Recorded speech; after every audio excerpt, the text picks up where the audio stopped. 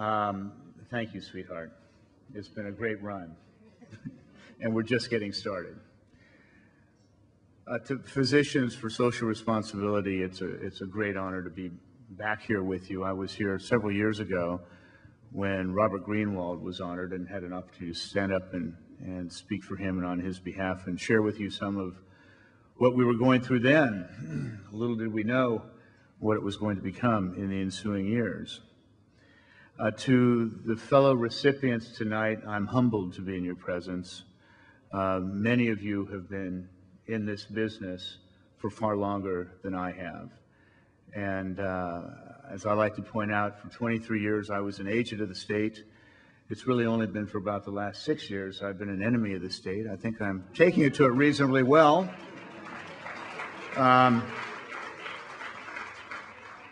I said at an event in Santa Barbara not too long ago that I was a policy wonk who had to learn how to swim with the sharks in the political world in Washington, D.C., and Lois Capps, who's a Congress lady from Santa Barbara, responded that some of the sharks had actually gotten out of the pool after I got in. So I guess we're doing okay. To the kids, your grandchildren, who were kind enough to give you the award, as we like to say in our house, how wonderful to see little activists. We love it. My own son and daughter are 7-year-old twins. They went to their first protest when they were a little less than 1 year old. We were driving up Massachusetts Avenue past the vice president's office when Al Gore was there, and they were busy debating who had won the 2000 election, and there were a bunch of clowns out in front of the vice president's house saying, "Get out of Cheney's house now." And we were so offended by that we put our kids in our backpacks. They were less than 1 year old, and took them over and stood on the other side of the street and shouted those people down. I realize there's some cameras here, so I won't say those sons of bitches,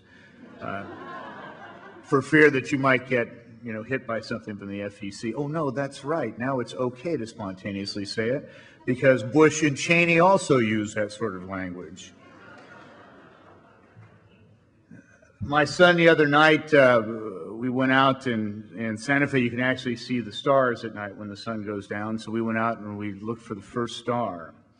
And my son said, "I wish I might have this wish I make tonight." And he wished for world peace. I said, "Good for you, buddy. We're doing pretty well in our family."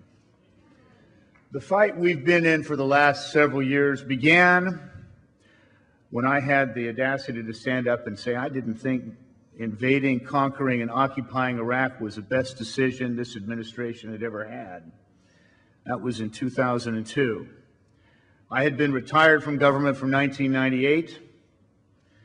I had been living a nice life in the private sector. Some of you physicians probably know what it's like to live the nice life in the private sector. In fact, one of you had to go out and move your BMW, black BMW 701C just a few minutes ago. I retired from the Foreign Service in 1998 because Valerie and I were getting married. We had bought a house in Washington, D.C. We knew we wanted to have kids. And anybody who knows anything about public service knows you can't afford to work for the government and live in Washington, D.C. in the same lifetime. Something had to give. And in the intervening 4 years, capitalism was very good to me. Living the American dream was very good. I was able to afford a Jaguar convertible. Some of you may have seen it in Vanity Fair. Rather iconic photo that just drives the right around the bend. So I love it. I was able to get my golf handicap down from 18 to about 11. Another good sign of progress. I was able to improve my cigar habit from Habitampa 75-cent cigars to faux Cuban. Those that are made in Nicaragua with Cuban seed. I got back in the day, I tell you this because I left the Foreign Service to embark on another life, a life that I could make with my family in a house in Washington, D.C. with our twins who were born in 2000. I got back in the debate in 2002 because at that time there was a juggernaut from the other side driving this country to war. I actually had some experience with Iraq. For those of you who don't know, I was actually in charge of the U.S. Embassy in Baghdad in the first Gulf War. Indeed, for a number of years, the first line of my obituary used to read, "The last American diplomat to have confronted Saddam Hussein before the first Gulf War." It now, of course, reads, Mr. Valerie Plame, the husband of the first American spy to have her identity betrayed by her own government. I had been responsible for the release of several thousand Americans, or actually the evacuation of several thousand Americans stuck in Kuwait after Saddam invaded Kuwait, and for negotiating the release of 150 hostages who had been held in Saddam's clutches. In fact, the other day I was reading Paul Wolfowitz's letter of support for leniency for Scooter Libby. And he said that Scooter, dear Scooter, had been active pushing papers in the Pentagon during the first Gulf War, and therefore he should not go to jail. And I thought, well, yeah, he and I were on the same team then. He was pushing papers in the Pentagon. I was pushing Americans out of Baghdad in Iraq. What happened to poor Scooter that he went so far wrong in so few years after having served on the same team as I did? When I came out of Baghdad at the end of the first Gulf War, I was received actually in the White House, in the Oval Office, by the first President Bush, who said to me, who introduced me to the war cabinet as a true American hero. The one cabinet member who wasn't there was Dick Cheney, which is why he actually still gets away with saying, "I've never met Mr. Wilson."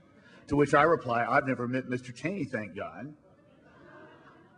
We may meet him soon in this civil suit."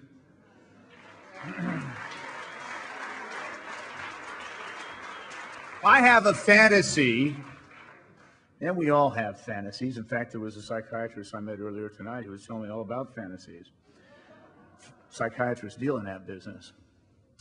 My fantasy is to be able to webcast Dick Cheney's deposition as it's happening. And the lawyer who will be doing that deposition is a man by the name of Joe Cachette. Some of you may know him. He's a California lawyer. He's about this big, and he is a very tough guy. Dick Cheney is not tough. He just plays tough. Dick Cheney is a coward, as most bullies are. So I'm looking forward to the opportunity of having him under oath with Joe Cachette, questioning him.